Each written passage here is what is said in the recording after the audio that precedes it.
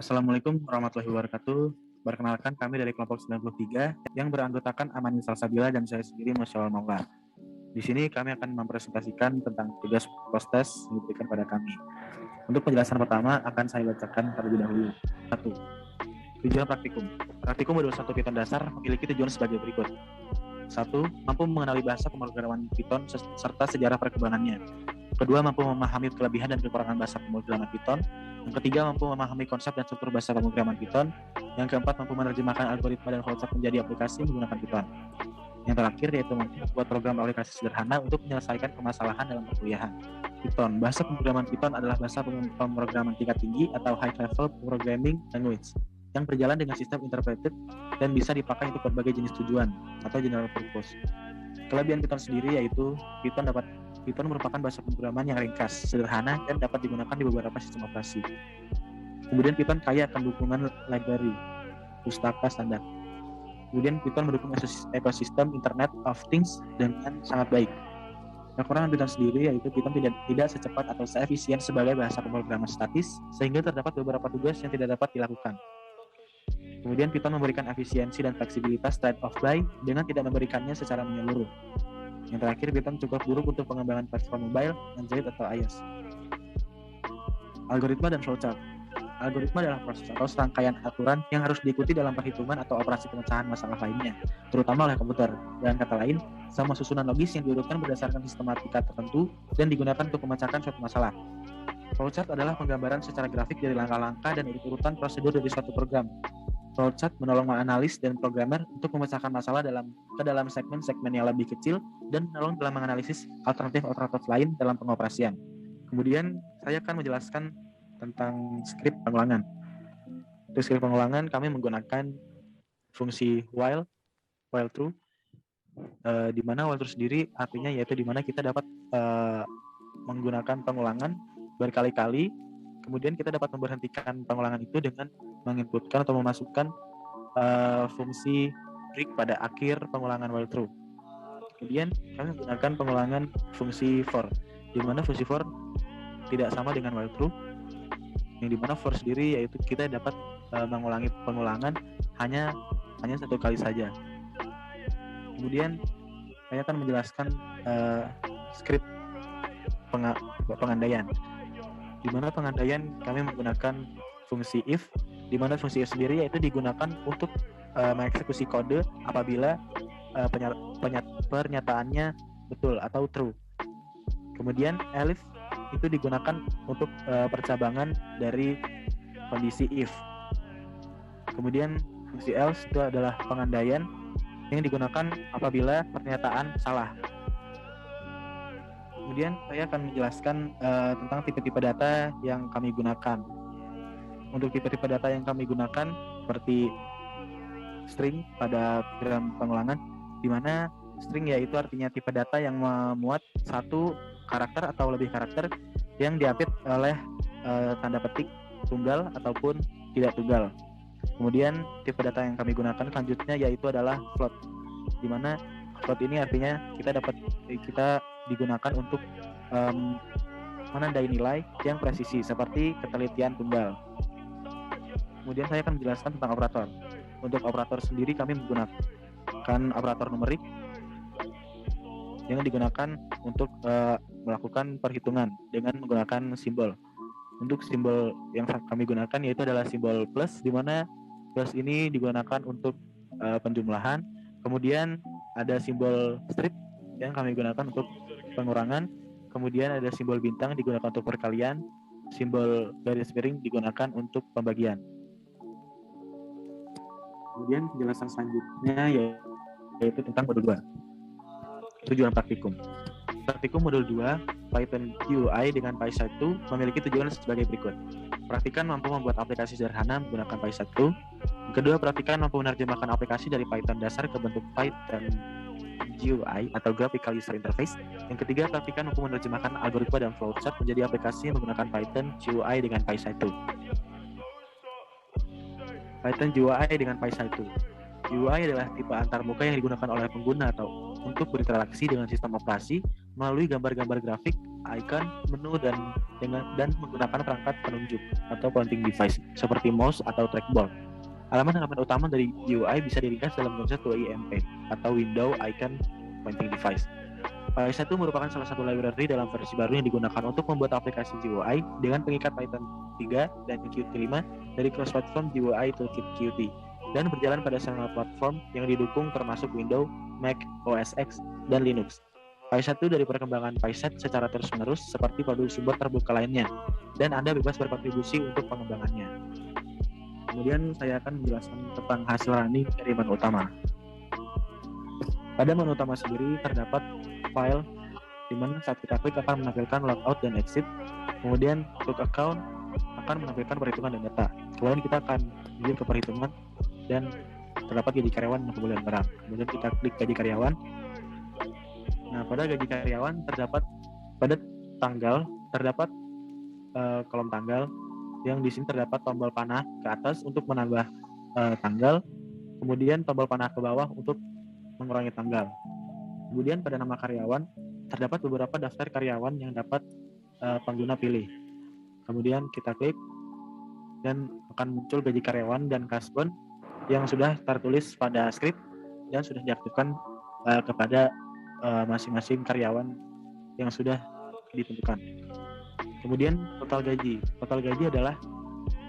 akan muncul apabila kita mengklik hitung, kemudian akan muncul. Nah, di sini terdapat hitung, hapus, dan kembali. Untuk hitung, kita akan coba hitung, dan kemudian akan muncul total gaji. Di mana total gaji ini adalah pengurangan dari gaji karyawan dikurangi kasbon. Kemudian di sini terdapat fitur hapus, di mana saat kita menghapus akan muncul peringatan. Dan apabila kita sudah yakin akan menghapus, kita akan klik yes. Kemudian akan kembali seperti awal.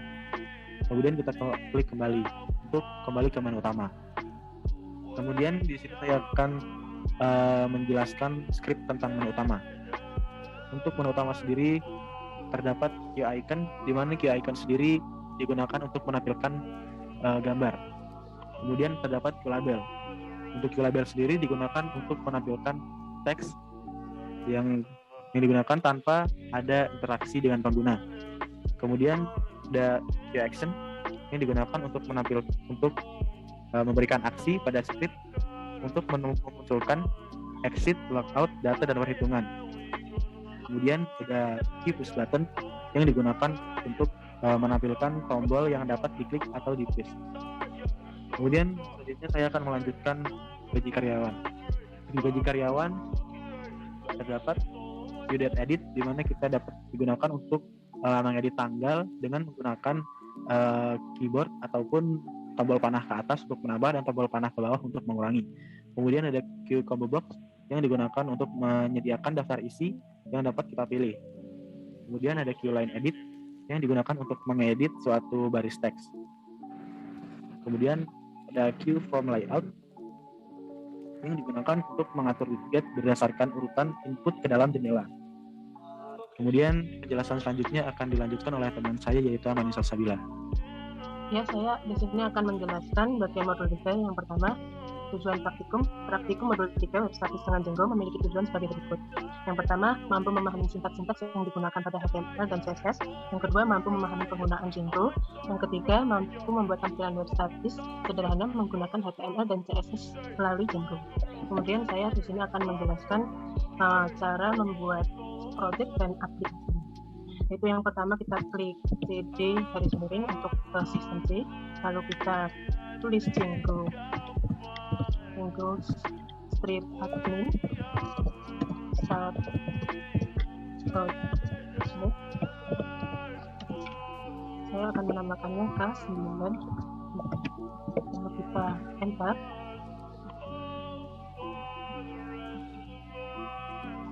Maka akan terbuat. Lalu kita masuk ke K93 dengan menuliskan cd K93, lalu kita enter. Kemudian kita buat aplikasi dengan Python manage start up kontak, lalu kita enter.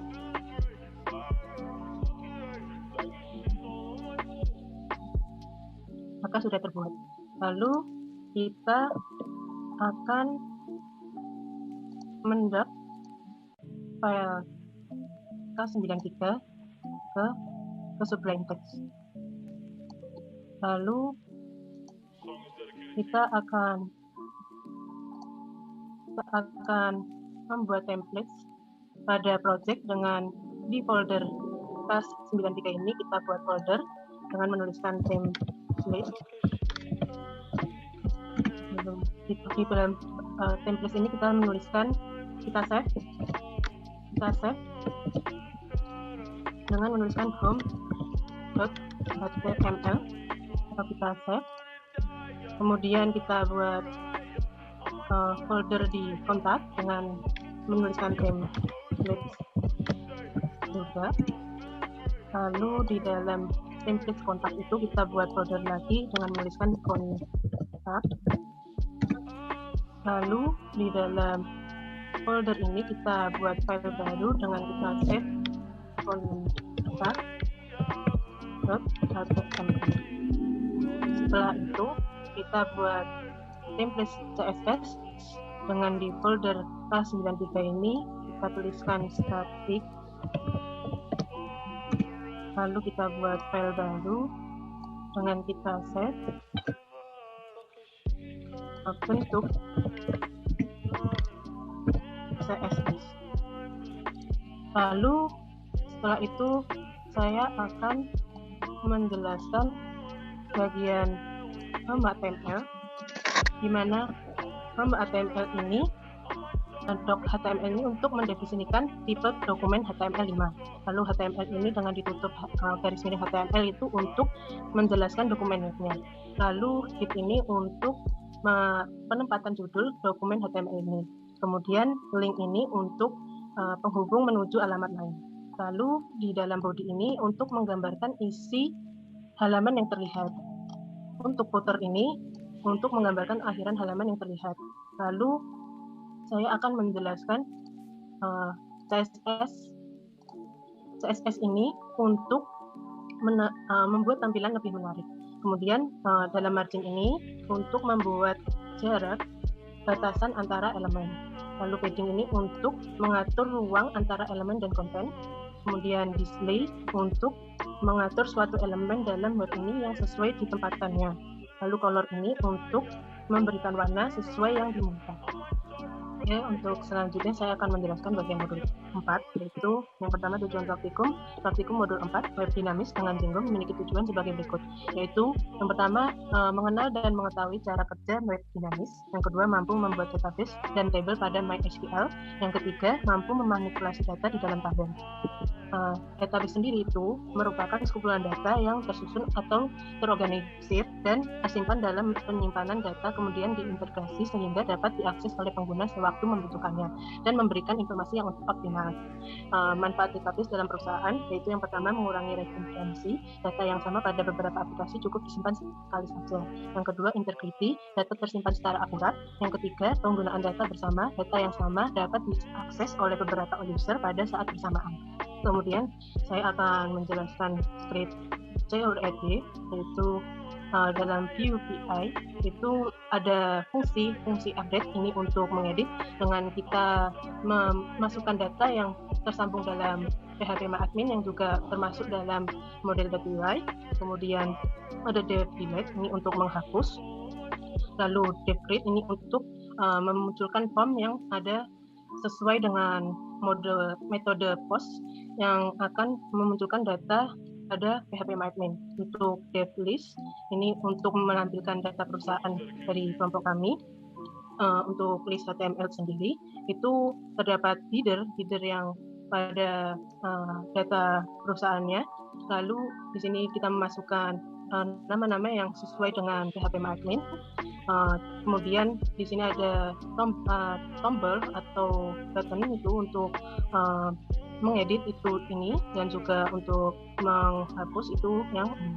Kemudian yang create HTML saya akan menjelaskan, yaitu kita memasukkan form method dengan metode post, di mana kita memasukkan formulir yang sesuai dengan data dalam PHP MyAdmin. Kemudian di sini ada button untuk mengirim atau submit, kemudian button untuk kembali. Lalu saya akan menjelaskan bagian webnya, di mana jika kita klik tambah data, maka akan memunculkan formulir di mana formulir ini dari read HTML. Lalu kita pilih tulis Jawara, karena saya sudah menulis ini, lalu 180, lalu kita kemudian klik kirim untuk akan memunculkan bagian tambah data tadi, ini di bagian sebelah sini ya. Terus kita bisa mengeditnya dengan kita klik tombol edit, dengan kita tambahkan code. Lalu kita dikirim lagi untuk mengecek dan juga akan kembali ke data produk itu. Lalu kita bisa menghapus data dan akan kembali ke semula ya, ke 10. Lalu saya akan menjelaskan bagian manfaat website di perusahaan. Itu yang pertama untuk membangun personal branding, yang kedua untuk memperkenalkan produk atau jasa, yang ketiga sebagai wadah untuk membagikan sumber informasi, yang keempat mendapatkan trafik dan menghasilkan uang. Sekian untuk dari saya kembalikan ke Syawal. Mungkin ini yang dapat kami sampaikan. Apabila ada salah kata yang kami sampaikan, mohon maaf sebesar-besarnya. Terima kasih atas perhatiannya. Wassalamualaikum warahmatullahi wabarakatuh. Waalaikumsalam.